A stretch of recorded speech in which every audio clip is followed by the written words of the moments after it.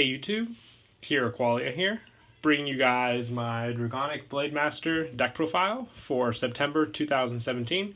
With the release of Demonic Advent, we got some more awesome support for this deck. It makes the deck a lot of fun. We even have a new Blademaster unit and a new Stride with a restanding capability. So let's go ahead and jump right into the deck profile. We'll just go ahead and start off with the G-Zone. We run 4 Flair Arms Zygonburg. This is your new restanding Stride unit for the deck. He has a once per turn Soul Blast and choose a face down card. With this, as this unit from your G-Zone, turn it face up. You choose one of your opponent's rear guards and retire it. It's a simple fact that you can go into first turn Stride with this unit if you want to do it, but its main ability is its GB3 ability, in which you counterblast 1 and choose the same number of cards from your hand as the number of rear guards your opponent has, and discard them. At the end of the battle that this unit attacks, you may pay the cost if you do restand this unit, and it gets drive -2. So pretty awesome restanding capability. It's one of the first Kagero units that doesn't rely on Overlord for restanding power. It's something definitely that the Blademaster deck needed, just for the whole point that restanding has a lot more pressure than guard restriction, like cards with Nouvelle. So this puts a whole new playstyle into the deck, which is just something that it really needed for this deck in particular. Also running 4 of the Supreme Heavenly Emperor Dragonic Blademaster Titan. This is an easy kill card. You unflip a same copy as this unit, and for every face-up 1 in your G-Zone, you kill one of your opponent's rear guards. And then it has a Blaze ability of gaining an extra critical when you enter into your attack step. So easy kills. If you flip this guy up on the first turn, you'll get the 1 kill and then 3 on the next, since you'll have the 3 from last. So great way to clear their boards, just way too good, and that extra crit is more pressure than needed. So a good backup Stride to go into when you don't have the restanding capabilities to go to. Or sometimes even Titan and then Zygonburg, because you could just wipe your opponent clean, and then, you know, if they have no rear guards, you'll have to pay the cost for Zygonburg.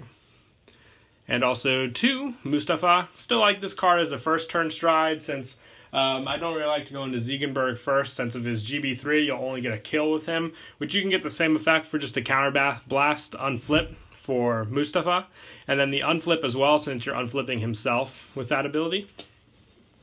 Also like to run 1 of the Generation Break 8 for plus 10,000 extra critical power, and plus 10,000 for all the rear guards, and all your units for Stride are unflipped, so you can go through this pretty fast with the G Guardians as well and get to him for amazing rear guard kill and rear guard power for you combos.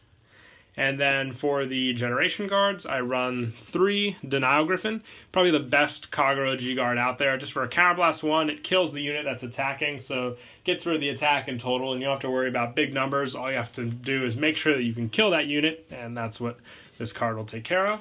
Also running 1 of the new Divine Dragon Knight, Absalom. This is a counterblast 1. When your opponent's Vanguard attacks your Vanguard, this unit gets plus 10,000 shield, basically, for each of your opponent's open rear guards. So plus 5,000 potential in total, making it a pretty impregnable attack for your opponent's Vanguard against yours. Much better than Screw You, in my opinion, in this deck, just for the easy bump up power that you can reach.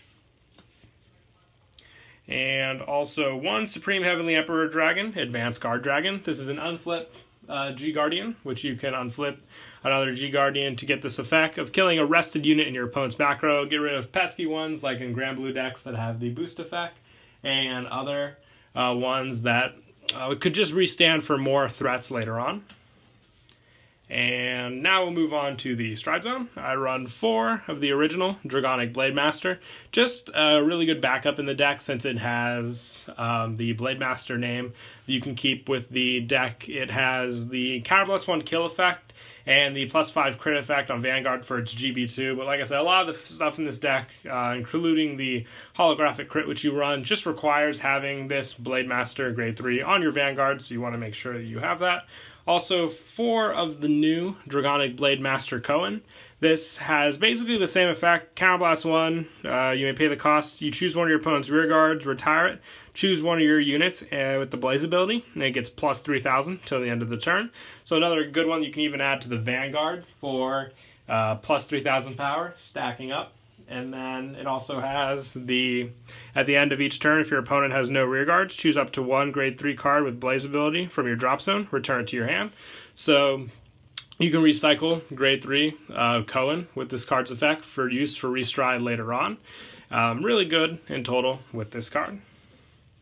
And also 4 Dragon Knight Vibhuti. This is a grade 2 with the counterblast and the blaze ability. When this unit attacks a vanguard, if you have a blazing vanguard with Blademaster in its card name, you may pay the cost. If you do, draw a card, and then this unit gets plus 2,000 to the end of the battle for each of your open rear guards, of your opponent's open rear guards. So plus 10,000 total capabilities. If you add the plus 3 off of Cohen with the break stride ability, you can hit 22 in total with this guy alone, and the draw power and pressure is just too good. Being able to replenish your hand and hit power is exactly what the deck needed for a good backup grade 2. And also 4 Dragon Knight Nadim. I like this card for the counter charge ability when you blaze. He also gets plus 2,000, making him an 11k attacker on its own, so no need for boosters if you don't need it, so you can hit your opponent's vanguard. And to finish off the grade 2s, 3 Radiant Dragon. This is a Counterblast 1, Soul Blast 1.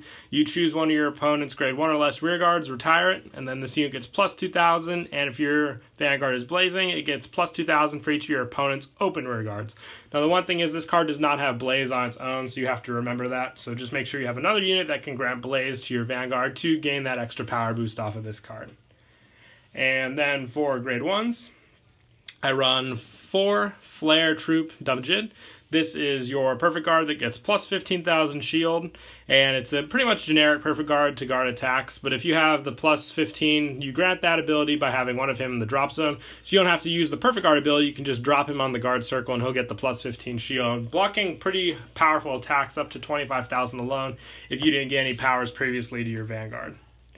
And also 4 Dragon Knight Dell. This card, probably one of the best grade 1s in the deck, just for the fact that the blaze adds plus 4 to it alone, and you countercharge 1, which this deck does counterblast pretty heavily, so this card makes great use of that ability for that fact, where you can unflip multiple damage if you even have more of him on the field, and he can be an 11k attacker on his own if you need him to be. And also 4 Lavaflow Dragon. This is your stride assist that you use in the deck just for easy cost for stride. You can also search out the proper Dragonic Blademaster that you want to use in the situation that you're going for. And also trying out 2 Dragon Munchkin Sin. This is a retire this unit at the end of your turn. If your opponent has no rear guards, you may pay the cost. If you do, countercharge 1. And if the number of your rear guards is 3 or more, you draw 1 card.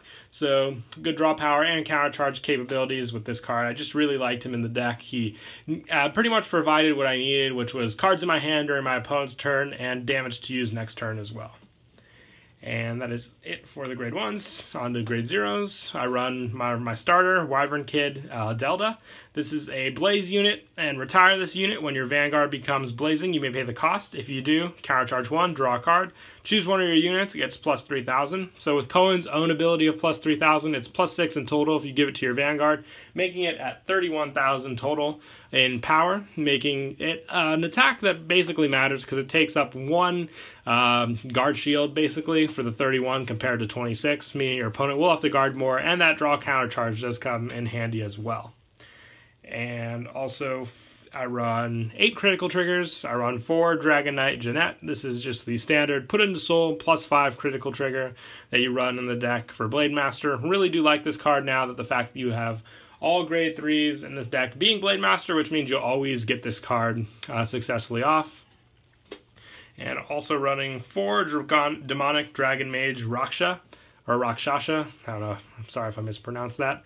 It's just basically a critical with an effect. During your main phase, when an opponent's rear guards put in your drop zone, it gets plus 3,000 to the end of the turn. So it's situational. You might sometimes put it on the drop zone, on the rear guard for that effect. I just like to have that option available if I were to do that. And also 4 Inspire Yell Dragon. This is the stand trigger with the blaze ability of put this unit on the bottom of your deck. When your vanguard becomes blazing, you may pay the cost. If you do, draw a card, choose one of your units, it gets plus 5,000, and then you shuffle your deck. So you basically make up for the power of the stand that you would have had this card on rear guard with the draw. I might try Gatling Claw swapped out for this just because I think it might work a little better with Zygonburg and its own effect, but I'm still testing out to see. And lastly, 4 Dragon Monk Kagero for the heals. If you want to run the Kagero heal with the effect from the Fires collection, you can do that as well. Both are, eligible in this deck. There's nothing really that relies on Flame Dragons, just if you want that additional effect to use with the G Guardian we are running in the deck. But yeah, that is it for the deck profile. I hope you all enjoyed the video. Once again, please don't forget to leave a like and subscribe. And Kira Qualia out.